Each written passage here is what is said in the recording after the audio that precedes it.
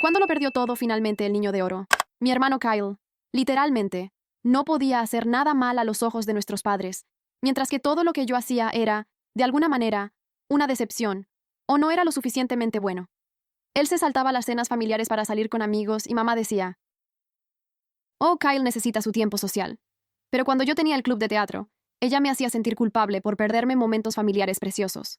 A Kyle lo pillaron copiando en 3 exámenes diferentes en el instituto, y papá llamó al director para explicar que era solo estrés por ser tan talentoso y estar abrumado. Cuando yo saqué un B+ en química, contrataron a un tutor porque claramente estaba teniendo dificultades y necesitaba intervención. El doble rasero era una locura. Kyle destrozó su coche conduciendo ebrio a los 19 años. Nuestros padres lo encubrieron y le compraron una camioneta nueva porque había aprendido la lección y necesitaba un transporte fiable. Cuando yo rasqué accidentalmente la puerta del garaje, me hicieron pagar las reparaciones con el dinero de mi trabajo a tiempo parcial, porque la responsabilidad forja el carácter. Kyle abandonó la universidad después de 2 semestres y dijeron que estaba encontrándose a sí mismo y explorando sus opciones. Yo me gradué con honores y me dijeron, bueno, cualquiera puede sacar buenas notas si no tiene vida social y solo estudia todo el tiempo. Convirtieron el garaje en un estudio de grabación cuando Kyle decidió que quería ser músico, pero en realidad nunca practicó ni escribió ninguna canción. Cuando pedí ayuda con mis préstamos estudiantiles, me dijeron, necesitamos ser inteligentes con el dinero, y tú necesitas aprender a ser independiente. Kyle robaba dinero del bolso de mamá, y cuando ella se daba cuenta, se convencía a sí misma de que lo había gastado y lo había olvidado. Cuando sus joyas desaparecieron, supuso que las había extraviado. Cuando las herramientas de papá desaparecieron del garaje, él pensó que se las había prestado a alguien. Intenté señalar el patrón obvio, pero actuaron como si estuviera celosa y tratando de causar problemas. Kyle inició un negocio con $20,000 de sus ahorros de jubilación, y cuando fracasó en 3 meses dijeron, al menos lo intentó, y el fracaso es el mejor maestro. Cuando pedí $1,000 para hacer un curso de certificación profesional, me dijeron, quizás el año que viene, cuando las finanzas estén mejor. El punto de inflexión llegó cuando la abuela Dorothy enfermó. Necesitaba atención a tiempo completo, y tenía unos $200,000 ahorrados que planeaba dejar a todos los nietos por igual. Kyle de repente se convirtió en el nieto devoto, visitándola todos los días y ofreciéndose a gestionar sus finanzas, ya que todos los demás estaban muy ocupados. Mis padres lo elogiaron por dar un paso al frente y ser tan maduro y cariñoso. En 3 meses, los ahorros de la abuela se estaban agotando misteriosamente. Kyle afirmó que eran todos gastos médicos y necesidades del hogar, pero nunca tuvo recibos. Él le compraba comestibles genéricos y se embolsaba el resto, diciendo que había comprado todo orgánico. La convenció para que firmara un poder notarial, porque era demasiado estresante para ella lidiar con las facturas. Mis padres se negaron a cuestionar nada porque Kyle estaba siendo un nieto tan maravilloso, y cómo se atrevía alguien a sugerir lo contrario. La abuela falleció 6 meses después, y cuando se leyó el testamento, no quedaba casi nada. Kyle se había quedado con todo, excepto unos $10,000. El abogado mencionó algunas transferencias sospechosas, pero Kyle tenía poder notarial, así que técnicamente era legal.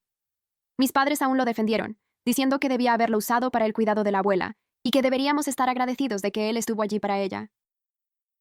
Fue entonces cuando mi prima Ella, que trabajaba en el banco, me tomó aparte. No se suponía que debía decir nada, pero había visto a dónde fue a parar realmente el dinero. Kyle lo había estado transfiriendo a sus propias cuentas, y luego a una aplicación de casino.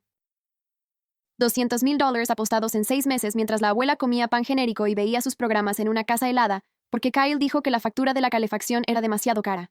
Ella tenía capturas de pantalla de todo, las transferencias a la cuenta de Kyle, las transferencias inmediatas al sitio de apuestas. Las horas y las fechas coincidían exactamente. Ella había estado documentándolo durante meses, pero no sabía qué hacer porque técnicamente Kyle tenía autoridad legal. Convoqué una reunión familiar y dije que tenía algo importante que compartir sobre los bienes de la abuela. Kyle inmediatamente se puso a la defensiva diciendo, si esto se trata de dinero, entonces es asqueroso y una falta de respeto a la memoria de la abuela. Mis padres comenzaron a regañarme antes de que yo hablara, pero saqué las capturas de pantalla impresas y comencé a pasarlas. Aquí hay $50,000 transferidos a la cuenta personal de Kyle el 10 de enero. Aquí están los mismos $50,000 transferidos a BetKing Casino 3 horas después. Aquí hay otros $30,000 el 25 de enero, otros $40,000 el 3 de febrero. Cada transferencia está documentada. Kyle intentó agarrar los papeles, diciendo que eran registros bancarios privados, pero todos ya los habían visto. Mi tío Robert, que era policía, Le preguntó a Kyle si quería explicar por qué el dinero de la abuela se estaba destinando a juegos de azar en línea, mientras ella agonizaba. Kyle realmente dijo que la abuela quería que lo invirtiera para el futuro de la familia y que el juego era solo su estrategia de inversión. La sala explotó. El tío Robert se levantó de su silla y cruzó la habitación en 3 pasos, acercándose a la cara de Kyle con su postura de policía. Esa que hace que la gente confiese cosas que ni siquiera hizo.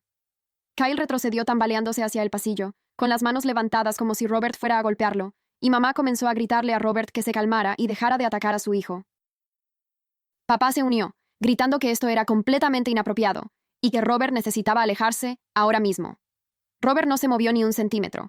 Simplemente siguió mirando a Kyle con esa expresión que probablemente funcionaba muy bien en las salas de interrogatorio, preguntándole si de verdad acababa de llamar estrategia de inversión a robar $200,000 a su abuela moribunda. La boca de Kyle se abrió y se cerró, pero no salió nada, y pude ver cómo se le formaba sudor en la frente, a pesar de que la casa estaba fría. Mamá se interpuso entre ellos. De hecho, puso las manos en el pecho de Robert y lo empujó, diciéndole que estaba siendo agresivo y amenazante, y que ella no permitiría ese tipo de comportamiento en su casa. Me quedé en mi silla con el extracto bancario todavía en mis manos, viendo todo lo que sucedía como si estuviera viendo una película. La tía Linda estaba llorando con las manos sobre la cara junto a la chimenea, y pude escuchar a otros parientes hablando entre sí. Algunos haciéndole preguntas a Kyle, otros defendiéndolo. Algunos simplemente haciendo ruidos de asombro. Mis padres literalmente se posicionaron a ambos lados de Kyle como si fueran sus guardaespaldas. Mamá a su izquierda y papá a su derecha, creando una pared humana entre él y todos los demás en la sala. El tío Robert dio un paso atrás, pero mantuvo sus ojos fijos en Kyle, y se podía ver cada músculo de su mandíbula tensándose. Kyle miró alrededor de la habitación como si estuviera buscando una ruta de escape, sus ojos saltando de persona a persona. Y luego hizo su movimiento. Salió corriendo hacia la puerta principal, empujando a mamá con tanta fuerza que ella tropezó con la mesa de centro. Sin embargo, el tío Robert fue más rápido. Debe ser todo ese entrenamiento policial, porque interceptó a Kyle antes de que llegara a la mitad de la sala de estar. Robert se plantó justo enfrente de la puerta con los brazos cruzados, diciéndole a Kyle que no saldría de esa casa hasta que explicara a dónde fue a parar realmente el dinero de la abuela. Kyle intentó rodearlo, pero Robert simplemente se hizo a un lado y lo bloqueó de nuevo. Fue entonces cuando mi padre hizo algo que nunca había visto en 30 años. De hecho, empujó al tío Robert, con ambas manos en el pecho, apartándolo de la puerta y gritándole que se quitara del camino de Kyle. Robert apenas se movió, solo miró a mi padre como si no pudiera creer lo que acababa de suceder. Y por un segundo, pensé que de verdad iban a pelear allí mismo, en la sala de estar. Toda la habitación se quedó en silencio, excepto por el llanto de la tía Linda. Entonces, ella habló con su voz tranquila, esa que usa en el banco cuando explica por qué el cheque de alguien rebotó. Dijo que había estado observando estas transferencias durante meses y que tenía documentación de cada transacción. Su voz era tranquila, pero se podía escuchar el acero debajo. Explicó que Kyle no solo transfirió dinero 1 o 2 veces, estaba moviendo fondos casi todos los días hacia el final. A veces 3 o 4 veces en un solo día cuando estaba perdiendo. Tenía fechas, horas, cantidades, todo. Mi madre se dio la vuelta para encarar a Ella, y vi cómo su expresión cambiaba de madre protectora a modo de ataque en unos 2 segundos. Señaló a Ella con el dedo y la acusó de violar las leyes de privacidad bancaria y traicionar la confianza familiar. Su voz se hacía más aguda y fuerte con cada palabra. Dijo que Ella no tenía derecho a espiar las transacciones de Kyle y que podría perder su trabajo por compartir información bancaria confidencial. Ella no se inmutó, simplemente se quedó allí con los brazos a los lados, y explicó con esa misma voz tranquila que el abuso financiero a personas mayores es una situación de denuncia obligatoria. Dijo, cuando los empleados del banco ven patrones sospechosos de que el dinero de una persona mayor está siendo agotado por alguien con poder notarial, la ley les exige documentarlo e informar sobre la presunta explotación. Miró directamente a mi madre y dijo que había estado siguiendo los requisitos legales de su trabajo. Nada más. El tío Robert sacó su teléfono del bolsillo y anunció que iba a llamar a su amigo detective que se encarga de los delitos financieros contra víctimas mayores. Mi padre se abalanzó sobre el teléfono. De hecho, trató de arrebatárselo de la mano a Robert, gritando que esto era un asunto familiar privado y que no necesitábamos a la policía involucrada. Robert sostuvo el teléfono en alto sobre su cabeza como si fueran niños peleando por un juguete, y papá le agarró el brazo tratando de bajarlo. Estaban pecho con pecho, ambos con la cara roja y respirando con dificultad, y pensé que sin duda los puñetazos estaban a punto de volar. La tía Linda se apresuró y se interpuso entre ellos, empujándolos para separarlos con las manos en el pecho de ambos. rogándoles que pararan. Estaba llorando más fuerte ahora, el rímel corriendo por su cara, diciendo que esto no ayudaba en nada. Kyle se dejó caer de rodillas allí mismo, en medio de la sala de estar, con las manos sobre la cara, los hombros temblando. Comenzó a sollozar con grandes y entrecortados sollozos que sonaban falsos a pesar de que creo que eran reales. Y entre los sollozos, admitió que tenía un problema con el juego.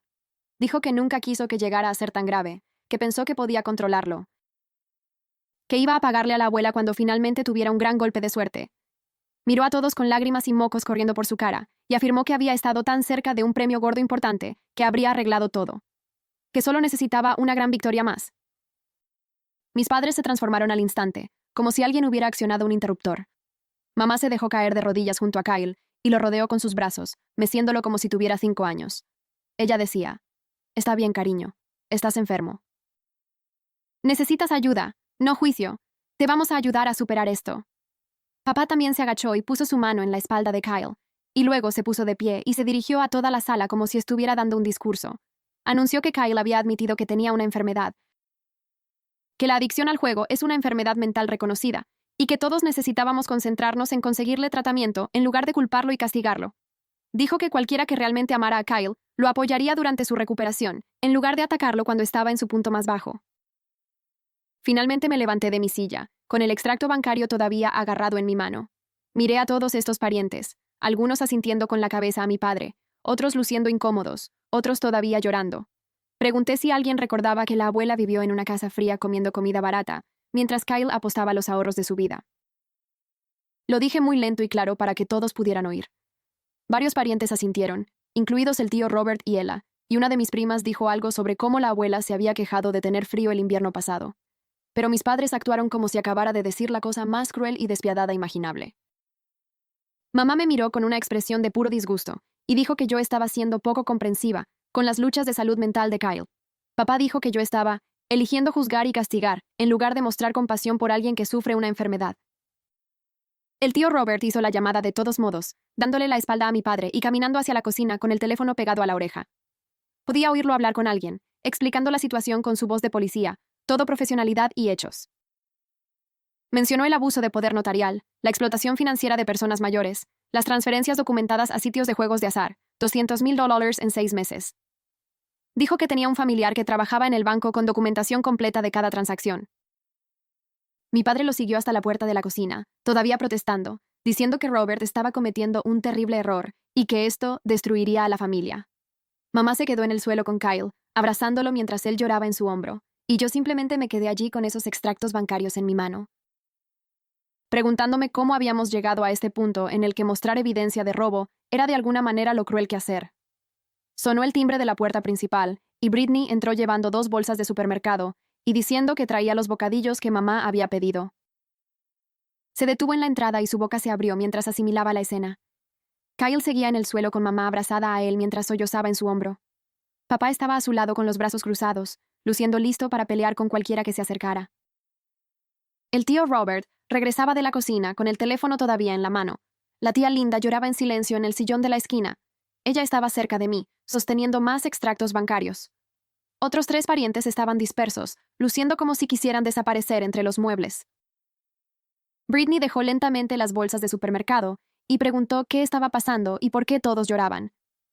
Kyle levantó la cabeza e intentó decir algo, pero solo hizo un sonido de ahogo y enterró su cara de nuevo en el hombro de mamá. Papá dio un paso adelante y le dijo a Britney que esto era un asunto familiar privado y que tal vez debería irse. Ella se acercó a Britney y le dijo que necesitaba ver algo importante. Le entregó los extractos bancarios y comenzó a explicar con esa voz tranquila y baja que Kyle tenía poder notarial para su abuela y transfirió $200,000 de sus cuentas a sitios de juegos de azar durante 6 meses mientras la abuela moría. Britney tomó los papeles y sus manos comenzaron a temblar mientras los revisaba. Su cara se puso completamente blanca y preguntó si esto era real. Ella asintió y le mostró las fechas y cantidades de las transferencias. $50,000 el 10 de enero a la cuenta de Kyle. Luego a Betkin Casino 3 horas después. $30,000 el 25 de enero, $40,000 el 3 de febrero. Cada transferencia documentada con fechas y horas. Britney miró a Kyle y le preguntó si esto era cierto, si realmente le robó a su abuela moribunda para apostar. Kyle finalmente logró hablar y dijo que no fue así. Que tiene un problema con el juego y es una enfermedad, y no pudo controlarlo. Britney lo interrumpió y preguntó cuánto tiempo le había estado mintiendo. Su voz se hizo más fuerte y dijo que le prestó $5,000 el mes pasado, que él afirmó que eran para una inversión empresarial. ¿También era dinero para apostar? Kyle no respondió, y mamá intervino, diciendo que no era el momento de atacar a Kyle cuando claramente estaba sufriendo y necesitaba apoyo. Papá se movió junto a mamá y dijo que todos los que realmente amaban a Kyle deberían concentrarse en soluciones y conseguirle ayuda en lugar de culparlo y castigarlo. Mamá miró a Britney y dijo que si le importaba a Kyle en lo más mínimo, debería apoyarlo durante su recuperación de esta terrible enfermedad. El tío Robert regresó a la sala de estar y anunció que la detective Sarah Moore vendría para tomar declaraciones y revisar todas las pruebas. Dijo que, si bien el poder notarial complicaba el procesamiento, el patrón documentado de transferencias a sitios de juegos de azar durante la enfermedad final de la abuela creaba un caso sólido de explotación financiera de personas mayores. La cara de papá se puso roja y señaló la puerta, y le dijo a Robert que se fuera de su casa ahora mismo. Dijo que Robert no tenía derecho a traer a la policía a un asunto familiar privado. Robert no se movió y dijo que la abuela era su hermana y que no iba a permitir que su muerte y el robo de los ahorros de su vida se barrieran bajo la alfombra para proteger a Kyle. Papá dio un paso hacia Robert con los puños cerrados. La tía Linda se levantó y se colocó entre ellos. La sala de estar se dividió justo por la mitad, como si alguien hubiera dibujado una línea en el suelo. El tío Robert se quedó cerca de la puerta de la cocina. La tía Linda se movió para pararse a su lado. Ella caminó hacia su lado, todavía sosteniendo los extractos bancarios. Britney miró a Kyle una vez más, luego cruzó la habitación para pararse con ella. Yo ya estaba en ese lado de la habitación. Todos nos quedamos allí mirando a mis padres, que se habían posicionado literalmente frente a Kyle como guardaespaldas. Algunos otros parientes se miraron nerviosamente y se quedaron en sus asientos, sin saber dónde pararse o qué hacer. Mi prima de Ohio se acercó a la puerta como si estuviera planeando una ruta de escape. Mamá mantuvo sus brazos alrededor de Kyle y nos miró a todos como si estuviéramos atacando a su hijo. Papá se paró con los hombros hacia atrás y la mandíbula tensa de esa manera. Eso significaba que había terminado de escuchar a cualquiera. Sonó el timbre de la puerta y todos se quedaron congelados. Papá dijo que nadie iba a abrir esa puerta. El tío Robert dijo que probablemente era la detective Moore y que negarse a dejarla entrar no ayudaría a la situación de Kyle. Papá caminó hacia la puerta principal y se paró frente a ella con los brazos cruzados. El timbre volvió a sonar. Una voz de mujer llamó a través de la puerta diciendo que era la detective Moore y que estaba allí para tomar declaraciones sobre un caso de explotación financiera. Papá gritó a través de la puerta que esta era una residencia privada y que ella necesitaba una orden judicial. La detective Moore respondió con calma que podía tomar declaraciones en la comisaría si él lo prefería y que dificultar esto no ayudaría a su hijo. Dijo que tenía documentación de transferencias sospechosas de las cuentas de una mujer mayor y que estaba investigando la posible explotación de un adulto vulnerable. Papá se quedó allí por otro minuto. Luego finalmente abrió la puerta, pero bloqueó la entrada con su cuerpo. Dijo que solo la dejaba entrar porque insistía en estar presente para cualquier conversación con Kyle. La detective Moore asintió y dijo que estaba bien y entró. Tendría unos 40 años, con cabello castaño corto y vestía ropa normal con una placa prendida a su cinturón. Miró alrededor de la habitación, asimilando a las personas que lloraban y la clara división de la familia en dos grupos. Se presentó y preguntó dónde podía instalarse para revisar la documentación. Papá señaló la mesa del comedor y dijo que podía usarla, pero que él se quedaría allí todo el tiempo. La detective Moore estuvo de acuerdo y caminó hacia el comedor. Sacó una libreta y su teléfono. Le pidió a Ella que comenzara por guiarla a través de la documentación bancaria. Ella se sentó frente a ella y colocó todos los extractos bancarios en orden. Explicó la cronología de las transferencias a partir de enero. $50,000 transferidos de la cuenta de la abuela a la cuenta personal de Kyle el 10 de enero. Los mismos $50,000 transferidos a BetKing Casino 3 horas después. Otros $30,000 el 25 de enero, $40,000 el 3 de febrero, $25,000 el 18 de febrero. Revisó cada transacción con fechas y cantidades. La detective Moore tomó notas y fotografió cada documento con su teléfono. Le pidió a Ella que explicara la correlación entre las fechas de transferencia y las citas médicas de la abuela. Ella sacó un calendario que había hecho, mostrando que Kyle transfería dinero los mismos días que supuestamente llevaba a la abuela a las visitas al médico o recogía sus medicamentos. La detective Moore también fotografió el calendario. Preguntó sobre las condiciones de vida de la abuela durante este periodo de tiempo. Ella explicó que la abuela se quejaba de tener frío porque Kyle dijo que la factura de la calefacción era demasiado cara. Comía alimentos genéricos porque Kyle dijo que lo orgánico era demasiado costoso. Usó la misma ropa durante meses porque Kyle dijo que la nueva no estaba en el presupuesto. Todo mientras él transfería miles de dólares cada semana a sitios de juegos de azar. La detective Moore se dirigió a Kyle y le pidió que explicara las transferencias de la cuenta de su abuela a su cuenta personal y luego a los sitios de juegos de azar. Kyle se enderezó y se secó los ojos. Luego dijo que la abuela sabía exactamente lo que estaba haciendo con el dinero y aprobaba su estrategia de inversión. Afirmó que ella entendía que él estaba tratando de aumentar sus ahorros para que hubiera más para todos cuando ella falleciera. La detective Moore preguntó si tenía alguna documentación escrita de la aprobación de su abuela para estas transferencias, y Kyle negó con la cabeza y dijo que eran todos acuerdos verbales entre él y la abuela durante sus conversaciones privadas. Dijo que ella confiaba completamente en él y que no necesitaba tener todo por escrito porque tenían una relación especial. Mi padre asintió como si esto tuviera un sentido perfecto, y mamá apretó el hombro de Kyle en señal de apoyo. Ya no pude quedarme callada e interrumpí para señalar que la abuela tenía demencia temprana durante los últimos 6 meses, lo cual estaba documentado en todos sus registros médicos del neurólogo. La detective Moore me miró y preguntó si tenía copias de esos registros médicos, y dije que podía conseguirlas en el consultorio del médico. El tío Robert intervino y agregó que era exactamente por eso que Kyle presionó tanto para obtener el poder notarial, alegando que quería proteger a la abuela de la confusión y los errores con sus finanzas. Dijo que Kyle le había dicho a toda la familia que la abuela se estaba volviendo olvidadiza y necesitaba a alguien responsable para manejar sus facturas y su banco. La cara de Kyle se puso roja y dijo que eso no era justo, que obtuvo el poder notarial porque la abuela le pidió que la ayudara porque estaba estresada por manejar todo. La detective Moore tomó notas y le preguntó a Kyle directamente si transfirió aproximadamente $200,000 de las cuentas de su abuela a sitios de juegos de azar en línea entre enero y junio. Kyle miró a mi padre, que ya estaba sacando su teléfono. Kyle dijo que quería consultar a un abogado antes de responder más preguntas y que no se sentía cómodo continuando esta conversación sin representación legal. Mis padres inmediatamente comenzaron a llamar a su amigo abogado que se ocupa de cierres de bienes raíces, y mamá estaba diciendo que necesitaban que viniera de inmediato, porque Kyle estaba siendo interrogado sin la debida representación legal. La detective Moore dijo con calma que Kyle tenía todo el derecho de hablar con un abogado y que respetaba esa decisión.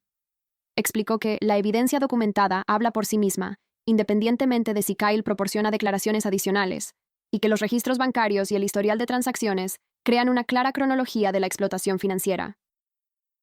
Papá siguió intentando comunicarse con el abogado, mientras mamá se cernía sobre Kyle, diciéndole que no dijera ni una palabra más, hasta que tuvieran allí la representación adecuada. La detective Moore recogió sus notas y fotografías y dijo que tenía suficiente documentación para seguir adelante con su investigación. Me entregó su tarjeta y me dijo que la contactara si obtenía los registros médicos de la abuela o cualquier otra documentación relevante. El tío Robert la acompañó hasta la puerta y le agradeció por venir tan rápido. Después de que ella se fue, mis padres comenzaron a gritarnos a mí y al tío Robert por traer a la policía a un asunto familiar privado y hacer que Kyle pareciera un criminal. La semana siguiente fue un desorden de llamadas telefónicas y reuniones secretas, mientras el tío Robert se coordinaba con otros parientes que querían respuestas sobre lo que sucedió con el dinero de la abuela. Llamó a todos en la familia individualmente y preguntó qué les había dicho Kyle sobre los gastos y la atención médica de la abuela. Descubrimos que Kyle les contó a diferentes miembros de la familia historias completamente diferentes sobre a dónde iba el dinero, y ninguna de las cifras cuadraba en absoluto. Le dijo a una tía que la abuela necesitaba un medicamento especial que costaba $3,000 por mes. Le dijo a otro tío que la casa de la abuela necesitaba reparaciones importantes, incluido un techo nuevo y trabajos de cimentación. Le dijo a una prima que la abuela quería pagar por adelantado sus gastos funerarios y comprar una parcela de entierro premium. Cada historia era diferente, y cuando sumamos todas las cantidades que Kyle afirmó haber gastado, ascendía a mucho más que los $200,000 que realmente desaparecieron. La tía Linda se encargó de rastrear las facturas médicas reales y los gastos del hogar de la abuela de los últimos 6 meses. Llamó a todos los consultorios médicos, farmacias y proveedores de servicios que usaba la abuela. Obtuvo copias de las facturas de las citas médicas, las recetas, los asistentes de salud en el hogar, los servicios públicos y los comestibles.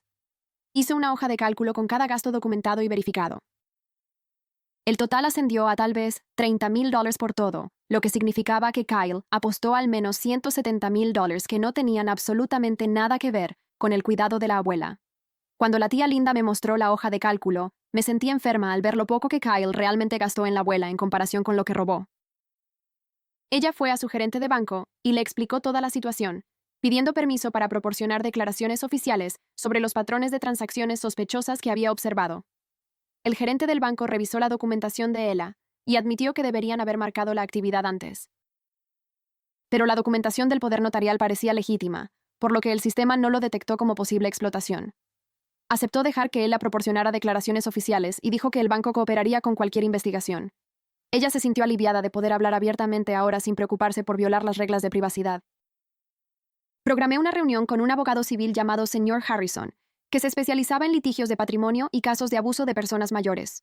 Su oficina estaba en un edificio del centro, y olía a libros viejos y café. El señor Wood Harrison tendría unos 60 años, con cabello gris y gafas de lectura que se subía constantemente por la nariz. Traje toda la documentación, incluidos los extractos bancarios, la cronología de ella, la hoja de cálculo de gastos de la tía Linda y copias de los documentos de poder notarial. El señor Harrison pasó casi una hora revisando todo y haciendo preguntas detalladas sobre la relación de Kyle con la abuela y la cronología de los eventos. Explicó que el procesamiento penal era complicado por el poder notarial, porque técnicamente Kyle tenía autoridad legal para acceder a las cuentas de la abuela.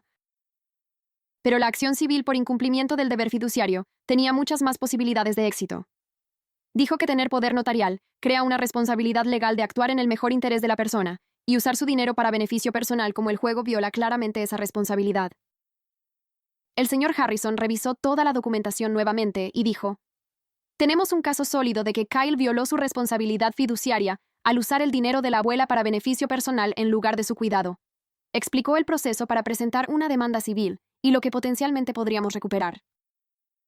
Luego me dio la dura noticia sobre los costos, estimando los honorarios legales alrededor de $15,000, sin garantía de recuperar nada si Kyle no tiene activos.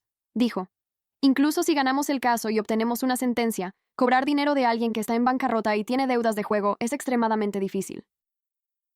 Le pregunté si valía la pena seguir adelante, y el señor Harrison dijo que eso dependía de si queríamos justicia y rendición de cuentas, o simplemente recuperar el dinero.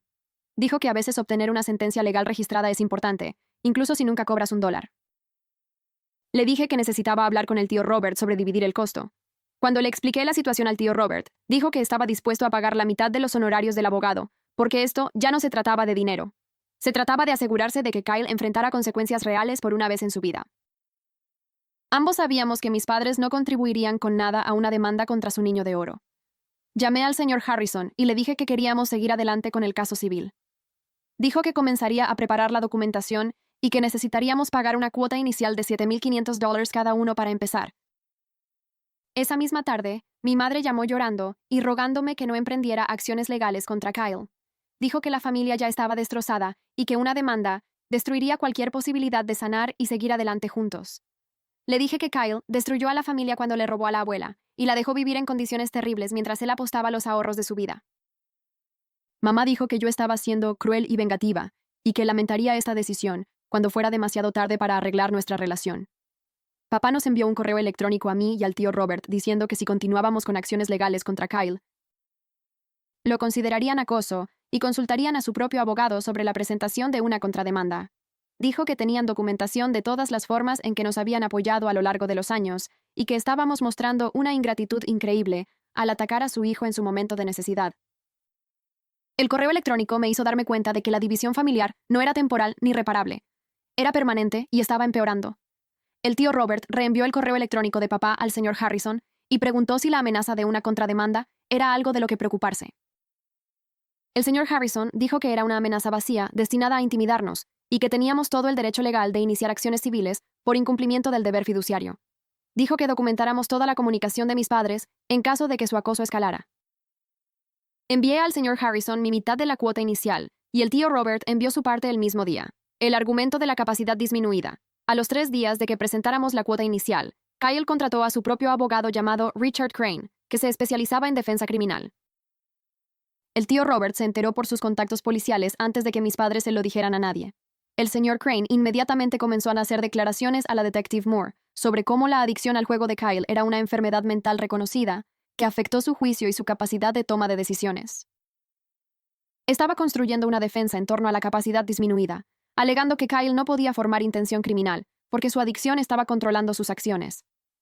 La detective Moore me llamó para advertirme que esta era una estrategia común en los casos de explotación financiera y que a veces funcionaba para reducir los cargos o evitar el procesamiento por completo. Dijo que la clave sería demostrar que Kyle sabía que lo que estaba haciendo estaba mal y lo hizo de todos modos, lo que el patrón de mentiras y encubrimientos ayudaría a establecer. Mis padres se lanzaron a esta narrativa como si fuera un salvavidas. En una semana, le estaban diciendo a cualquiera que quisiera escuchar que Kyle era una víctima de una enfermedad que necesitaba tratamiento y compasión, no castigo. Mamá incluso publicó en Facebook sobre la importancia de apoyar a los miembros de la familia que luchan contra la adicción y cómo la sociedad necesita ver la adicción como una condición médica en lugar de un fallo moral. No mencionó a Kyle por su nombre, pero todos sabían de lo que estaba hablando. Varios parientes que no conocían la historia completa sobre el dinero de la abuela comentaron con mensajes de apoyo sobre lo valiente que era ella al hablar y lo orgullosos que estaban de ella por apoyar a su hijo. Quise gritar cada vez que veía otro comentario alabando a mis padres por su compasión y comprensión, documentando el patrón de estafas. Mientras tanto, pasé un fin de semana entero creando un documento de cronología detallado que mostraba el patrón de manipulación y mentiras de Kyle que se remontaba a años. Comencé con los incidentes de trampas en el instituto, donde papá llamó al director para poner excusas. Luego, el accidente por conducir ebrio que encubrieron y por el que le compraron una camioneta nueva después. El negocio fallido que perdió $20,000 de sus ahorros de jubilación. Cada vez que robaba del bolso de mamá o cuando las herramientas de papá desaparecían. El estudio de grabación que construyeron y que nunca usó. Documenté cada doble rasero, cada excusa que daban, cada consecuencia que yo enfrentaba por errores menores, mientras Kyle se salía con la suya con errores mayores. El documento terminó teniendo 12 páginas de largo con fechas e incidentes específicos. Envié copias al tío Robert, a Ella y al señor Harrison. Ella agregó sus propias observaciones sobre el comportamiento de Kyle en reuniones familiares durante los últimos 5 años. Recordó que le había pedido prestados $200 a la tía Linda para reparaciones de coche que nunca ocurrieron. Lo había visto pedirle $500 al hijo del tío Robert para una oportunidad de negocio que nunca se materializó. Recordó unas navidades hace 3 años cuando Kyle le pidió $300 a nuestra prima Michelle para ayudar con el alquiler y nunca se lo devolvió. Empezamos a comparar notas y nos dimos cuenta de que Kyle había estado llevando a cabo pequeñas estafas a la familia durante años, siempre con historias diferentes, siempre prometiendo pagar a la gente, nunca cumpliendo. El tío Robert se encargó de entrevistar a otros parientes en privado sobre sus interacciones con Kyle. Lo abordó como una investigación de detective, haciendo preguntas específicas sobre el dinero que Kyle había pedido prestado o las propuestas de negocios que había propuesto. Lo que descubrió fue sorprendente incluso para mí. Kyle había pedido dinero prestado a al menos 8 miembros diferentes de la familia durante los últimos 3 años, con cantidades que oscilaban entre $200 y $5,000. El total ascendía a unos $30,000 que a nadie se le había devuelto. Cada persona tenía una historia diferente de Kyle sobre por qué necesitaba el dinero, problemas temporales de flujo de caja, una oportunidad de inversión que requería una acción rápida, facturas médicas por un susto de salud del que nunca les habló a nuestros padres, reparaciones de coche después de un accidente. Cada historia estaba diseñada para crear urgencia y simpatía, mientras se evitaba cualquier verificación o seguimiento. El tío Robert documentó todo en una hoja de cálculo con fechas, cantidades y las historias que Kyle le había contado a cada persona. Llevamos toda esta información a la Detective Moore en su oficina en el centro. Ella extendió los documentos sobre su escritorio y los estudió durante mucho tiempo sin decir nada. Finalmente, levantó la vista y dijo que esto establecía un patrón claro de manipulación financiera que fortalecía significativamente el caso contra Kyle. Explicó que uno de los desafíos con la situación de la abuela era que el abogado de Kyle podría argumentar que fue un incidente aislado causado por la adicción al juego que se descontroló. Pero este patrón, que se remonta a años atrás, mostraba un comportamiento engañoso, deliberado y repetido para obtener ganancias personales. Demostraba que Kyle sabía cómo manipular a la gente, sabía cómo crear historias convincentes y sabía cómo evitar que lo atraparan. La defensa de la adicción se debilitaba mucho cuando se podía demostrar que la persona estaba llevando a cabo estafas calculadas, mientras supuestamente estaba afectada por su enfermedad. La Detective Moore dijo que estaba reuniendo un archivo que haría muy difícil para Kyle alegar que no entendía lo que estaba haciendo o que no podía controlar sus acciones. Una caza de brujas. Familiar. Mis padres se enteraron de alguna manera de las entrevistas del tío Robert con los parientes. Todavía no estoy segura de quién se lo dijo, pero de repente recibimos un correo electrónico, enviado a toda la familia extendida desde la cuenta de papá. La línea de asunto era Unidad Familiar y Acusaciones Falsas. El correo electrónico nos acusaba a mí, a Ella y al tío Robert de llevar a cabo una caza de brujas contra Kyle y de intentar destruir a la familia. Decía que estábamos acosando a miembros vulnerables de la familia y manipulándolos para que hicieran declaraciones contra Kyle durante su momento de mayor necesidad. Afirmaba que nos negábamos a reconocer que la adicción es una enfermedad que requiere tratamiento, no castigo, y que nuestras acciones estaban impulsadas por los celos y la venganza en lugar de una preocupación genuina. El correo electrónico terminaba con una súplica para que todos recordaran la importancia de la lealtad familiar y se resistieran a los esfuerzos por destrozar a la familia por dinero y malentendidos. Lo leí 3 veces con incredulidad total. En realidad se estaban posicionando como las víctimas y Kyle como el perseguido. Varios parientes respondieron, todos con mensajes de apoyo a mis padres y diciendo que rezarían por la sanación familiar. Algunos otros me respondieron en privado, diciendo que nos apoyaban y que sabían la verdad sobre lo que Kyle había hecho.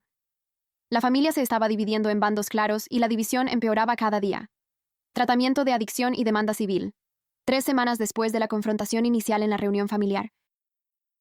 Mi madre envió otro correo electrónico grupal anunciando que Kyle se había internado voluntariamente en un programa de tratamiento de adicción al juego de 30 días, en un centro a 2 horas de distancia. Lo enmarcó como prueba de que Kyle estaba asumiendo la responsabilidad y recibiendo la ayuda que necesitaba. El correo electrónico sugería firmemente que ahora que Kyle estaba en tratamiento, las acciones legales deberían abandonarse para que él pudiera concentrarse en la recuperación sin el estrés de las demandas pendientes. Incluyó un enlace a un artículo sobre cómo el apoyo familiar es crucial para la recuperación de la adicción y cómo los enfoques punitivos a menudo conducen a una recaída. Reenvié el correo electrónico al señor Harrison y le pregunté si el hecho de que Kyle entrara en tratamiento cambiaba algo sobre nuestro caso civil. Me llamó en 1 hora y me explicó que ingresar a tratamiento no borra la responsabilidad civil por incumplimiento del deber fiduciario. Dijo que podría ser algo que el abogado de Kyle mencionaría para obtener simpatía, pero que no tenía ninguna trascendencia legal sobre si Kyle debía una restitución por el dinero que robó. El señor Harrison dijo que estaba listo para presentar la demanda y que no debíamos esperar más. Le habíamos dado a Kyle y a mis padres mucho tiempo para arreglar esto voluntariamente, y ellos habían optado por atacarnos a nosotros. Presentó la demanda esa misma semana, buscando la recuperación de los fondos robados, más intereses y honorarios legales, lo que ascendía a un total de unos $230,000.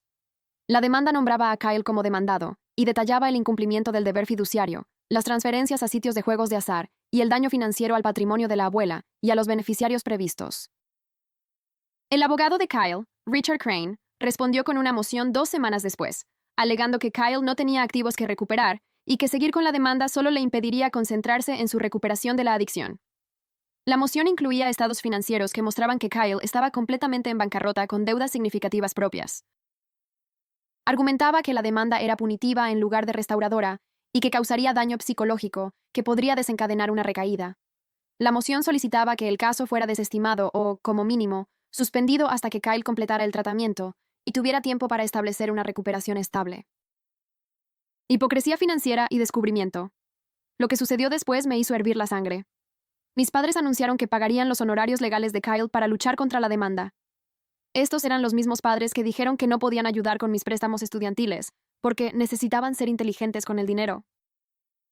Los mismos padres que dijeron, quizás el año que viene, cuando pedí $1,000 para una certificación profesional. De repente, tenían dinero disponible para pagar a un abogado de defensa criminal para ayudar a Kyle a evitar las consecuencias de robar $200,000 a la abuela. La hipocresía era tan extrema que ni siquiera pude procesarla al principio. El señor Harrison dijo que esta era en realidad información útil porque mostraba que mis padres tenían recursos que habían estado afirmando que no tenían. También demostraba su patrón continuo de habilitar el comportamiento de Kyle al protegerlo de las consecuencias. Dijo que responderíamos a la moción y seguiríamos adelante con el caso, a pesar de su apoyo financiero para la defensa de Kyle. El proceso de descubrimiento comenzó 2 semanas después de eso con el señor Harrison, enviando solicitudes formales de los registros financieros de Kyle, historial de empleo, extractos bancarios de los últimos 3 años y documentación de cualquier activo que poseyera. El abogado de Kyle, Richard Crane, respondió con cajas de papeles desorganizados que tuvimos que revisar página por página. Pasé 3 tardes en la oficina del señor Harrison revisando los extractos bancarios y las facturas de tarjetas de crédito de Kyle, resaltando cada transferencia y retiro de efectivo. Encontramos recibos de restaurantes que yo sabía que Kyle no podía pagar con su salario de call center, pagos a sitios de juegos de azar en línea bajo diferentes nombres y adelantos en efectivo de múltiples tarjetas de crédito que nunca se pagaron. El señor Harrison programó la declaración jurada de Kyle para dentro de 6 semanas y solicitó que trajera documentación de su empleo actual, situación de vida, y cualquier dinero que hubiera recibido de miembros de la familia en el último año. La transferencia a Britney. Fue entonces cuando encontramos la transferencia a la cuenta de Britney. Apareció en un extracto bancario de 3 meses antes de que la abuela muriera. $40,000 transferidos de una de las cuentas de Kyle a una cuenta a nombre de Britney, con una línea de nota que decía, pago por servicios de consultoría empresarial. Llamé a Britney de inmediato y le pregunté si sabía algo sobre $40,000 que Kyle le dio el año pasado. Se quedó callada por un largo momento antes de preguntar de qué estaba hablando, y le expliqué lo que habíamos encontrado en los documentos de descubrimiento. Britney dijo que Kyle le dijo que era de las ganancias de su negocio y que necesitaba aparcar el dinero en su cuenta temporalmente por razones fiscales. Ella pensó que eran ingresos comerciales legítimos y ya había gastado unos $15,000 en una reparación de coche y ayudando a su madre con facturas médicas. Le dije que el dinero provenía de las cuentas de la abuela, y ella comenzó a llorar por teléfono, diciendo que no tenía idea y que devolvería cada centavo que le quedara. El señor Harrison dijo que Britney no era legalmente responsable, ya que recibió el dinero de buena fe sin conocimiento de su origen, pero su disposición a devolverlo mostraba que Kyle le había estado mintiendo a todo el mundo sobre a dónde fue a parar el dinero de la abuela. Britney transfirió los $25,000 restantes en 2 días y proporcionó una declaración escrita explicando cómo Kyle la había engañado sobre la fuente de los fondos. Acoso por mensajes de texto. 3 días después de esa conversación, mi teléfono comenzó a explotar con mensajes de texto de Kyle. El primero decía que lamentaba todo y sabía que se había equivocado gravemente y que solo quería una oportunidad para arreglar las cosas. El segundo mensaje, 20 minutos después, decía que yo estaba destruyendo su vida y haciendo imposible que se concentrara en la recuperación. El tercer mensaje decía: si realmente me importara la familia, retiraría la demanda y le daría espacio para sanar. Durante la semana siguiente, recibí quizás 30 mensajes que alternaban entre disculparse y culparme por destrozar a la familia. Kyle dijo que yo estaba siendo vengativa y cruel, que estaba eligiendo el dinero por encima de mi propio hermano, que mamá estaba llorando todos los días por lo que yo le estaba haciendo. Dijo que la demanda le estaba impidiendo avanzar con su vida y que lo lamentaría cuando él tuviera una recaída y fuera mi culpa. No respondí a ninguno de los mensajes, pero tomé capturas de pantalla de cada uno y las respaldé en 3 lugares diferentes. El señor Harrison dijo que eran la evidencia perfecta de las continuas tácticas de manipulación de Kyle y su falta de remordimiento genuino por robar a la abuela. Dijo que el patrón de alternar entre disculpa y culpa era un comportamiento manipulador de manual y sería útil si terminábamos ante un juez. Los mensajes continuaron durante otra semana, antes de que finalmente se detuvieran. La última advertencia. Entonces mamá me llamó un martes por la noche y pude oírla llorar antes de que siquiera dijera hola. Me rogó que retirara la demanda porque la estaba matando ver cómo la familia se desmoronaba de esta manera. Dijo que Kyle había aprendido la lección y estaba recibiendo ayuda, y que continuar con la acción legal era solo por venganza, no justicia. La dejé hablar durante quizás 5 minutos antes de interrumpir y hacerle una pregunta directa. Dije que Kyle robó $200,000 a su suegra moribunda y dejó que la abuela viviera en condiciones terribles mientras él apostaba el dinero. Entonces, ¿creía ella que eso merecía consecuencias o simplemente debería recibir terapia y seguir adelante con su vida? Mamá se quedó callada por un momento antes de admitir que lo que Kyle hizo estuvo mal, pero luego dijo que estaba enfermo y que castigarlo no traería a la abuela de vuelta ni recuperaría el dinero. Dijo que yo estaba eligiendo el dinero por encima de la familia y que lamentaría destruir estas relaciones cuando fuera demasiado tarde para arreglarlas. Me di cuenta en ese momento durante esa conversación de que mi madre nunca iba a hacer que Kyle rindiera cuentas de verdad por lo que hizo. Mantener una relación con mis padres significaba aceptar su versión de la realidad, donde Kyle era una víctima de una enfermedad en lugar de alguien que tomó decisiones deliberadas para robar a una mujer moribunda. Le dije a mamá que necesitaba espacio para pensar en qué tipo de relación podríamos tener en el futuro. Y ella comenzó a llorar más fuerte, diciendo que yo estaba abandonando a la familia al igual que había abandonado a Kyle. Terminé la llamada y me senté en mi coche durante 20 minutos tratando de asimilar lo que acababa de suceder.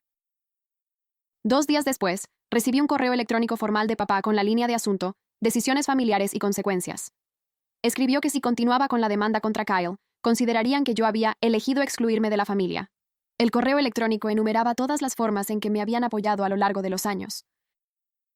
La ayuda con la matrícula para mi primer año de universidad, antes de que consiguiera becas. El coche que me confirmaron cuando tenía 22 años. Las veces que me habían dejado quedarme con ellos entre apartamentos.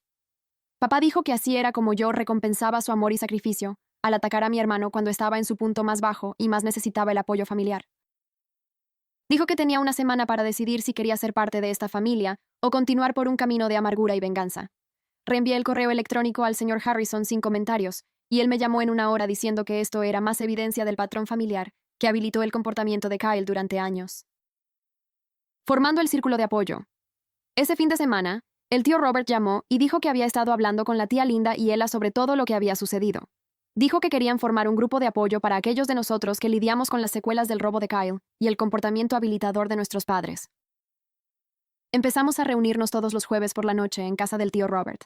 Solo nosotros 4 al principio, hablando de las cosas locas que decían nuestros padres para defender a Kyle y recordándonos unos a otros que no estábamos equivocados al esperar consecuencias. Ella trajo sus notas de años de ver a Kyle manipular a diferentes miembros de la familia, y comenzamos a documentar patrones que todos habíamos observado, pero que nunca habíamos conectado antes. La tía Linda preparaba café y escuchaba mientras desahogábamos los últimos intentos de hacernos sentir culpables por parte de mis padres. El tío Robert compartió historias sobre casos en los que había trabajado, donde los miembros de la familia habilitaban el comportamiento destructivo, hasta que era demasiado tarde, y lo importante que era mantener los límites incluso cuando se sentía cruel. Esas reuniones de los jueves se convirtieron en el único lugar donde me sentía cuerda durante esas semanas de procedimientos legales y presión familiar. La cruda realidad financiera.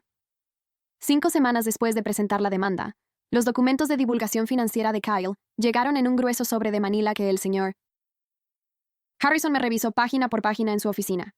Kyle no tenía absolutamente ningún activo, ni cuenta de ahorros, ni fondo de jubilación, ni propiedades, nada de valor, excepto un coche de 7 años con la transmisión rota estacionado en la entrada de mis padres. Debía unos $70,000 a varios sitios de juegos de azar en línea y compañías de préstamos personales, más otros $8,000 en tarjetas de crédito que había agotado. Su historial de empleo mostraba que había estado trabajando a tiempo parcial en un call center durante los últimos 4 meses, ganando el salario mínimo, con un promedio de quizás 20 horas a la semana. Antes de eso, había estado desempleado durante 6 meses, viviendo con nuestros padres y supuestamente buscando trabajo. La divulgación enumeraba cada deuda, cada plan de pago fallido, cada cuenta enviada a cobranzas. El señor Harrison extendió los papeles sobre su escritorio y explicó que incluso ganar la demanda no significaría que realmente recuperaríamos dinero. Podríamos obtener una sentencia contra Kyle que lo seguiría durante años, quizás décadas, dependiendo de las leyes estatales, y podríamos embargar su salario si alguna vez conseguía un trabajo de verdad. Pero la realidad era que cobrar a alguien con un patrimonio neto negativo era básicamente imposible. Me mostró los cálculos. Cómo el embargo de salario normalmente quita quizás el 10 o el 15% del cheque de pago de alguien después de impuestos y otras deducciones obligatorias, y cómo el trabajo de salario mínimo a tiempo parcial de Kyle arrojaría quizás $30 o $40 por mes como máximo. A ese ritmo, tardaría más de 400 años en recuperar los $200,000. El señor Harrison dijo que podíamos seguir adelante con la sentencia de todos modos, porque legalmente establecería lo que hizo Kyle y crearía consecuencias que afectarían su crédito y futuro financiero. Pero yo necesitaba entender que la recuperación real de dinero no iba a suceder pronto. Me senté en esa oficina mirando la divulgación financiera de Kyle y tuve que decidir si tenía algún sentido continuar con la demanda. El objetivo principal había sido hacer que Kyle rindiera cuentas y recuperar al menos parte del dinero de la abuela para la familia. Pero si no había nada que recuperar, entonces, ¿cuál era el punto de gastar más dinero en honorarios legales? Llamé al tío Robert desde mi coche en el estacionamiento y le expliqué la situación, leyéndole algunos de los números de la divulgación. Se quedó callado por un minuto. Luego dijo que ya no se trataba realmente del dinero. Se trataba de asegurarse de que Kyle enfrentara consecuencias legales, por lo que hizo en lugar de simplemente salirse con la suya con terapia y simpatía como siempre. Ella dijo lo mismo cuando hablé con ella esa noche, que si retirábamos la demanda ahora, Kyle aprendería una vez más que podía hacer cosas terribles y no enfrentar consecuencias reales. Nos reunimos en la casa del tío Robert el jueves siguiente y discutimos todas las opciones, los 3 sentados alrededor de la mesa de su cocina con café y los documentos de divulgación financiera extendidos entre nosotros. El tío Robert dijo que en sus años como policía había visto demasiados casos en los que los miembros de la familia dejaban pasar las cosas porque buscar justicia parecía demasiado difícil o demasiado caro, y luego la persona seguía haciendo cosas peores porque sabían que se saldrían con la suya. Ella señaló que ya habíamos gastado el dinero en la cuota inicial y presentado la demanda, por lo que detenernos ahora significaría que Kyle ganaría simplemente por estar en bancarrota y ser patético. Me di cuenta de que ambos tenían razón, que esto había dejado de ser una recuperación de dinero en algún momento del camino. Y se había convertido en establecer que las acciones tienen consecuencias incluso dentro de las familias. Una disculpa a medias mamá me llamó 2 días después y dijo que tenía algo importante que decirme, que había estado trabajando con su terapeuta y había tenido lo que describió como un descubrimiento. Su voz sonaba diferente, menos a la defensiva y más cansada, como si hubiera estado llorando recientemente. Dijo que estaba empezando a reconocer cómo su favoritismo hacia Kyle Había dañado a ambos hijos a lo largo de los años. Cómo me había sometido a estándares imposibles, mientras dejaba que Kyle se saliera con la suya con todo, porque tenía miedo de perder su amor. Se disculpó por todos los dobles raseros, por la forma en que desestimó mis logros mientras celebraba los fracasos de Kyle como experiencias de aprendizaje, por hacerme pagar por el garaje raspado mientras le compraba a Kyle una camioneta nueva después de conducir ebrio. Revisó ejemplos específicos de nuestra niñez y adolescencia, reconociendo cosas que yo había señalado docenas de veces, pero que ella siempre había negado o minimizado. La disculpa se sintió genuina de una manera que nunca antes le había escuchado. Como si realmente estuviera viendo el patrón en lugar de solo defenderse a sí misma. Lloró mientras hablaba de cómo había habilitado el comportamiento de Kyle durante tanto tiempo que había ayudado a crear a la persona que podía robar a su abuela moribunda y cómo necesitaba asumir la responsabilidad por su parte en ello. Pero luego dijo que esperaba que ahora que estaba reconociendo todo esto, yo consideraría retirar la demanda y permitir que la familia siguiera adelante junta. Dijo que entendía por qué estaba enojada y herida, y aceptaba que ella había causado mucho de ese dolor. Pero que continuar con acciones legales contra Kyle solo crearía más daño y evitaría que ocurriera cualquier sanación. Quería que nos centráramos en volver a ser una familia, en apoyar la recuperación de Kyle, mientras también construíamos una dinámica más saludable donde ambos hijos se sintieran valorados y amados. La disculpa que se había sentido tan genuina de repente se sintió incompleta, como si estuviera reconociendo errores pasados, pero no aceptando que las consecuencias actuales fueran apropiadas. Estaba admitiendo que había estado equivocada durante años. Pero aún quería que yo protegiera a Kyle de los resultados de sus decisiones, que era exactamente el mismo patrón que creó toda esta situación. Le dije a mamá que apreciaba que reconociera el favoritismo y los dobles raseros, que significaba algo escucharla admitir realmente esas cosas en voz alta en lugar de negarlas. Pero le expliqué que necesitaba ver un cambio de comportamiento sostenido con el tiempo, no solo palabras y promesas durante una llamada telefónica. Dije que retirar la demanda ahora sería repetir el patrón exacto de proteger a Kyle de las consecuencias que había habilitado su comportamiento durante toda su vida. Ella comenzó a llorar más fuerte y dijo que yo estaba siendo cruel e implacable, que estaba tratando de arreglar las cosas y yo se lo estaba echando en cara. Me mantuve tranquila y repetí que el cambio de comportamiento con el tiempo era lo que importaba. No las disculpas con condiciones adjuntas. Ella dijo que no sabía cómo arreglar esto si yo ni siquiera le daba una oportunidad. Y le dije que permitir que la demanda siguiera adelante era parte de darles a todos la oportunidad de construir algo más saludable. Terminamos la llamada sin resolver nada, y me sentía agotada y triste, pero también clara de que había tomado la decisión correcta. La celebración y la mediación. 6 semanas después de la confrontación inicial, Kyle completó su programa de tratamiento de juego de 30 días en una instalación que mis padres habían encontrado y pagado. Le organizaron una cena de celebración por tomar el control de su recuperación, invitando a toda la familia extendida para reconocer su logro y apoyar su viaje. La invitación llegó a través de un mensaje de texto grupal de mamá, con detalles sobre el restaurante y la hora. Diciendo lo orgullosos que estaban de Kyle por hacer el trabajo duro de enfrentar su adicción. No respondí al mensaje de texto grupal, pero mamá me llamó directamente 2 días antes de la cena preguntando si iría, diciendo que significaría mucho para Kyle tener a su hermano allí apoyándolo. Le dije que no iba a celebrar que Kyle completara un tratamiento básico que debería haber hecho hace años, especialmente cuando solo estaba en tratamiento, porque fue atrapado robando $200,000. Ella dijo que yo estaba siendo mezquina y guardando rencor en lugar de apoyar a la familia, que Kyle estaba haciendo cambios reales y merecía reconocimiento por su esfuerzo. Dije que no, gracias, y terminé la llamada, e inmediatamente recibí mensajes de texto de papá, diciendo que los estaba decepcionando de nuevo y eligiendo la amargura sobre la unidad familiar. La demanda civil avanzó a mediación aproximadamente una semana después de la cena de celebración de Kyle a la que no asistí. El señor Harrison me llamó la mañana de la mediación para repasar qué esperar, explicando que el abogado de Kyle había indicado que querían proponer un acuerdo en lugar de ir a juicio. La mediación tuvo lugar en una sala de conferencias en una oficina legal en el centro con el señor Harrison, y yo a un lado de una mesa larga, y el abogado de Kyle al otro lado. Kyle ni siquiera estaba allí, lo que su abogado explicó que era estándar para las sesiones de mediación porque tener a las partes en la misma sala a menudo dificultaba las negociaciones. La propuesta de acuerdo fue sencilla. Kyle firmaría documentos admitiendo que incumplió su deber fiduciario con la abuela y malversó sus fondos para uso personal. Aceptaría un plan de pago de $200 por mes durante 10 años, y los pagos irían a una cuenta que se distribuiría a los herederos previstos de la abuela. También se comprometería a continuar con el tratamiento de adicción al juego, con pruebas proporcionadas cada 3 meses, y, si incumplía los pagos o detenía el tratamiento, el saldo restante total se haría inmediatamente exigible. El abogado de Kyle presentó esto como una resolución razonable que reconocía la mala conducta siendo realista sobre la capacidad de pago de Kyle, y enfatizó que ir a juicio le costaría más dinero a todos con resultados probablemente peores. El señor Harrison pidió un descanso para discutir la oferta en privado y nos trasladamos a una sala de conferencias más pequeña. Sacó su calculadora y me mostró los cálculos. $200 por mes durante 10 años equivalen a un total de $24,000, lo que representa aproximadamente el 12% de lo que Kyle robó a la abuela. Dijo que, desde un punto de vista de recuperación puramente financiero, esto era probablemente más de lo que obtendríamos a través del embargo de salario durante el mismo periodo de tiempo, dada la situación laboral de Kyle. El valor real del acuerdo era obtener la admisión de mala conducta de Kyle registrada legalmente, algo que nunca podría borrarse y que lo seguiría permanentemente.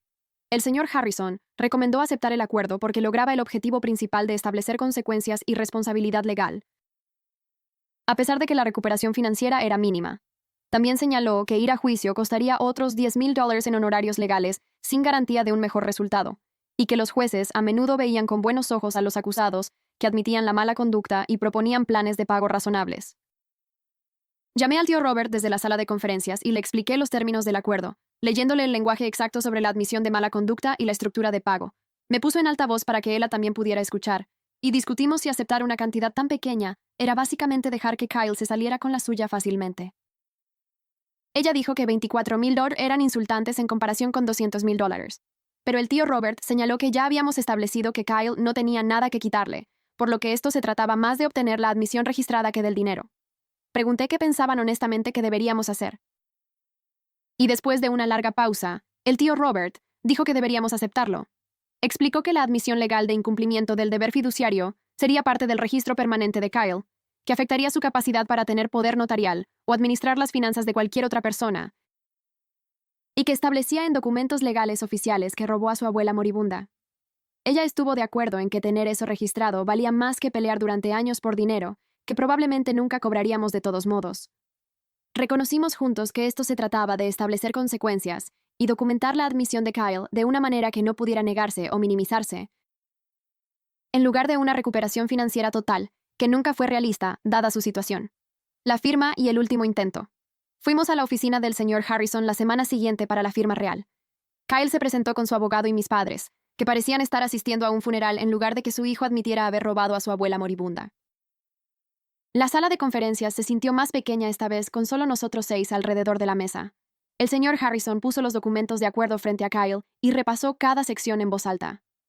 Este párrafo establece que usted, Kyle Young, reconoce y admite que incumplió su deber fiduciario como apoderado de Dorothy Young.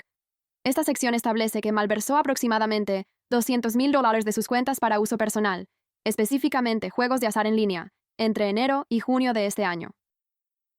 La mano de Kyle tembló cuando tomó el bolígrafo. Mi mamá se acercó y le apretó el hombro, pero él se apartó y firmó cada página que su abogado señaló. La admisión ahora era parte de su registro legal permanente y nunca podría borrarse o explicarse. El señor Harrison recogió los documentos firmados e hizo copias para todos, mientras Kyle miraba fijamente la mesa, y mis padres me miraban con desprecio, como si yo hubiera destruido personalmente la vida de su hijo, en lugar de solo hacerlo responsable de destruir la de la abuela. Mis padres me llamaron 3 días después de la firma. Papá habló la mayor parte del tiempo mientras mamá lloraba de fondo. Querían discutir los términos de pago porque $200 por mes iban a impedir que Kyle se recuperara financieramente, y tal vez podríamos reducirlo a $100 o dejar que ellos hicieran los pagos por él. Le recordé a papá que el acuerdo establecía específicamente que Kyle tenía que hacer los pagos él mismo y que cualquier pago de un tercero anularía el acuerdo. Se quedó callado por un minuto, y luego dijo que yo estaba siendo innecesariamente rígida y punitiva, cuando Kyle ya estaba luchando contra su adicción al juego y tratando de reconstruir su vida. Le dije que Kyle apostó $200,000 mientras la abuela se congelaba en su casa y comía pan genérico, y que $24,000 en 10 años era salir increíblemente fácil. Mamá agarró el teléfono y dijo entre lágrimas que yo estaba eligiendo el dinero por encima de la familia, y que ella no me había criado para ser tan fría e implacable. Colgué cuando ella comenzó a preguntar por qué no podía simplemente dejarlo ir y seguir adelante. Estableciendo límites y sanando. 2 meses después de que todo explotara, me senté y escribí límites claros para mi relación con mis padres. Asistiría a Acción de Gracias y Navidad porque eran días festivos importantes que involucraban a toda la familia extendida. No iría a reuniones más pequeñas donde Kyle fuera el centro de atención o fuera celebrado por responsabilidades adultas básicas, como mantener un trabajo o mantenerse alejado del juego. No discutiría a Kyle o la demanda o el acuerdo con ellos en absoluto, porque cada conversación se convertía en que ellos lo defendían y me atacaban. Envié los límites en un correo electrónico, para que hubiera documentación escrita y para que no pudieran interrumpir o discutir mientras yo explicaba. Mamá llamó en 1 hora y pasó 20 minutos tratando de convencerme de que fuera más flexible. Dijo que se supone que las familias deben perdonar y superar las dificultades juntas, y que mis límites rígidos eran solo otra forma de castigarlos a Kyle y a ellos. Repetí que estos eran mis términos para mantener cualquier relación en absoluto, y que no estaba negociando. Ella dijo que lo lamentaría algún día cuando fuera demasiado tarde para arreglar las cosas, y colgó llorando. Los límites se mantuvieron, pero mamá los puso a prueba constantemente. Llamaba cada pocos días con algún nuevo ángulo, sobre por qué debería ser más indulgente o flexible, que Kyle estaba yendo muy bien en su recuperación y significaría mucho para él si yo fuera a su cena de cumpleaños. Que Kyle consiguió un ascenso en el trabajo y que iban a hacer una pequeña celebración y que si no podía pasar solo 1 hora. Enviaba mensajes de texto con fotos de reuniones familiares a las que me había negado a asistir con leyendas sobre lo triste que era que me estuviera perdiendo esos preciosos momentos. Papá respetó los límites en la práctica en su mayoría, pero hacía comentarios pasivo-agresivos cada vez que nos veíamos. En acción de gracias, mencionó 3 veces lo agradable que era cuando toda la familia podía estar junta sin drama ni división. Cuando ayudé a recoger los platos después de la cena de Navidad, dijo algo sobre cómo la lealtad familiar y el perdón solían significar algo en esta familia. No caí en la trampa ninguna de las veces y simplemente cambié de tema o me fui. El tío Robert y la tía Linda se convirtieron en mi conexión familiar principal casi de inmediato. Empezamos a cenar juntos todos los martes por la noche en su casa y llamaban para saber de mí los fines de semana. Linda me enviaba memes divertidos o artículos que creía que me gustarían durante la semana. Robert se esforzaba por invitarme a cosas a las que sabía que mis padres no asistirían, como partidos de béisbol o viajes de senderismo. También establecieron límites con mis padres sobre los temas de Kyle y se negaron a participar cuando mamá o papá intentaban quejarse de mi rigidez o convencerlos de que me hicieran entrar en razón. Linda me contó que mamá la llamó llorando una noche y le pidió que le explicara que las familias deben permanecer unidas pase lo que pase. Linda dijo que le dijo a mamá que permanecer unidos no significa proteger a las personas de las consecuencias, y que tal vez si hubieran hecho que Kyle rindiera cuentas hace años, la abuela todavía tendría sus ahorros. Aparentemente, mamá también le colgó. Los otros parientes que habían apoyado la rendición de cuentas en la reunión familiar también se mantuvieron en contacto más cercano conmigo, y formamos esta coalición no oficial de personas que se negaban a fingir que todo estaba bien. Ella y yo nos acercamos mucho más a través de todo lo que sucedió. Empezamos a cenar una vez al mes en este restaurante tailandés a mitad de camino entre nuestros apartamentos, y pasábamos horas hablando de patrones familiares y apoyándonos mutuamente para mantener los límites. Me contó que creció viendo a Kyle salirse con la suya con todo y sintiéndose loca porque nadie más parecía darse cuenta o importarle. Le conté sobre los años de dobles raseros y sentir que nada de lo que hacía era lo suficientemente bueno. Nos dimos cuenta de que mis padres nos habían manipulado a ambas durante décadas para que pensáramos que éramos el problema. Ella comenzó a salir con un chico llamado Daniel que trabajaba en su edificio, y de hecho me lo presentó a mí antes de decírselo a mis padres, lo que se sintió realmente significativo. Dijo que quería que la gente en la que confiaba lo conociera primero en lugar de dejar que mis padres se formaran opiniones y crearan drama. Llevamos a Daniel al lugar tailandés y él era genuinamente agradable y parecía bueno para ella. Cuando ella finalmente les contó a mis padres sobre Daniel un mes después, mamá inmediatamente preguntó cuándo se iban a comprometer y si ella había pensado qué tipo de boda quería. Ella lo detuvo rápidamente y dijo que llevaban 8 semanas saliendo y que mamá necesitaba calmarse. Duelo por una fantasía 3 meses después de la confrontación inicial, comencé a ver a un terapeuta para trabajar en los sentimientos complicados sobre mi familia. Había estado cargando con tanta ira, dolor y confusión sobre por qué mis padres eligieron a Kyle por encima de la verdad y la responsabilidad. Mi terapeuta me ayudó a entender que había estado de luto no solo por la situación de la abuela, sino por la fantasía de tener padres que elegirían lo correcto sobre lo cómodo. Señaló que seguía esperando que de repente se despertaran y reconocieran lo mal que les habían fallado a sus 2 hijos al habilitar a Kyle y someterme a estándares imposibles. Trabajamos en aceptar a mis padres como son en realidad, en lugar de como deseaba que fueran. Ella dijo que podía amarlos mientras también aceptaba que nuestra relación nunca sería lo que había esperado y que ambas cosas podían ser ciertas al mismo tiempo. Ayudó a tener a alguien que validara que mis sentimientos eran razonables y que establecer límites no era cruel o punitivo, sino en realidad saludable y necesario. El señor Harrison me envió la confirmación de que Kyle hizo su primer pago a tiempo. $200 depositados en la cuenta que habíamos establecido para rastrear el acuerdo. El segundo pago también llegó a tiempo, exactamente 30 días después. No tenía idea de si Kyle estaba trabajando realmente en su adicción al juego o simplemente siguiendo los pasos para satisfacer los términos del acuerdo. El señor Harrison dijo que los formularios de verificación del programa de tratamiento llegaban trimestralmente y que el primero mostraba que Kyle asistía a reuniones grupales 2 veces a la semana. Pero yo había aceptado que no era mi responsabilidad monitorear su recuperación o preocuparme si estaba cambiando genuinamente. Mi responsabilidad era conmigo misma y con honrar la memoria de la abuela asegurándome de que Kyle enfrentara algún tipo de consecuencias, incluso si eran mínimas en comparación con lo que realmente había hecho. La parte más difícil de todo no fue en realidad el dinero que perdió la abuela o incluso el robo de Kyle. Fue el duelo por la fantasía de tener padres que elegirían lo correcto sobre lo cómodo. Había pasado toda mi vida tratando de ganarme su aprobación y reconocimiento siendo responsable, exitosa y haciendo todo bien. Y Kyle pasó toda su vida obteniendo su apoyo incondicional y protección, sin importar lo que hiciera mal. Cuando llegó el momento que finalmente debería haberles hecho ver el patrón, redoblaron la protección hacia él. Esa comprensión dolió más que cualquier cantidad de dinero robado, porque significaba aceptar que nada de lo que pudiera hacer cambiaría jamás la forma en que nos veían. Estaba aprendiendo a aceptarlos como son, en lugar de esperar que se transformaran de repente en los padres que necesitaba que fueran. El tío Robert me invitó a tomar un café un sábado por la mañana, aproximadamente una semana después de que llegara el segundo pago de Kyle. Nos sentamos en su porche trasero, y me dijo que la abuela estaría orgullosa de cómo defendí lo que era correcto, incluso cuando fue difícil y solitario. Dijo que la abuela tuvo sus propias luchas con miembros de la familia que se aprovecharon de su bondad a lo largo de los años. Su hermana le pedía dinero prestado constantemente y nunca lo devolvía. Su hermano la hizo confirmar un préstamo en el que incumplió.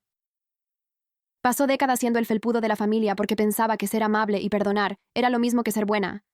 Robert dijo que hacia el final de su vida, la abuela le dijo que deseaba haber tenido más agallas antes y haberse enfrentado a las personas que la usaban. Dijo que las personas que más respetaba eran las que hacían lo correcto incluso cuando les costaba algo. Robert me apretó el hombro y dijo que yo tenía las agallas que la abuela deseó haber desarrollado antes, y que estaría agradecida de que alguien finalmente hiciera que Kyle rindiera cuentas a pesar de que fracturó a la familia. Construyendo un nuevo modelo. 4 meses después de la confrontación, comencé a organizar acción de gracias en mi apartamento con el tío Robert, la tía Linda, ella y algunos otros parientes que defendieron lo que era correcto. Pedimos pizza en lugar de cocinar pavo porque nadie quería pasar horas en la cocina fingiendo que todo era normal. Ella trajo a su nuevo novio y parecía realmente relajada por primera vez en meses. El tío Robert contó historias sobre la abuela que nos hicieron reír en lugar de llorar. Jugamos juegos de mesa y nadie mencionó a Kyle, ni a mis padres, ni el acuerdo. Al principio se sintió extraño celebrar un día festivo sin toda la familia, pero también fue una especie de liberación, porque no teníamos que andar con rodeos o ignorar problemas obvios. Decidimos convertirlo en algo habitual, reunirnos una vez al mes para cenar o tomar un café, construyendo algo nuevo en lugar de intentar arreglar algo roto. Mis padres enviaron un mensaje de texto grupal en Navidad preguntando si reconsideraría pasar las vacaciones con ellos, y respondí que pasaría por allí durante 1 hora en la tarde de Navidad, pero no me quedaría a cenar. De hecho, respetaron ese límite, lo que me sorprendió. Mamá envió un mensaje de texto por separado diciendo que entendía que necesitaba espacio y que estaba trabajando en sí misma en terapia. Papá no dijo mucho, pero dejó de enviar mensajes pasivo-agresivos sobre la lealtad familiar. Kyle hizo su cuarto pago a tiempo según las notificaciones de la cuenta del acuerdo. No tenía idea de si realmente se estaba manteniendo alejado del juego o simplemente aprendió a ocultarlo mejor. El señor Harrison enviaba correos electrónicos de confirmación cada mes mostrando los depósitos, y yo los archivaba sin mucha emoción. Toda la situación me enseñó que la justicia en las familias no se parece a la justicia en las películas. Nadie fue a la cárcel. Kyle no tuvo un gran momento de remordimiento genuino. Mis padres no se dieron cuenta de repente de que habían estado equivocados durante décadas. Lo que obtuve en su lugar fue $200 al mes, algunos parientes a los que realmente les importaba hacer lo correcto, y la certeza de que defendía a la abuela, incluso cuando me costó la fantasía de tener padres normales. Eso tenía que ser suficiente, porque era todo lo que iba a conseguir.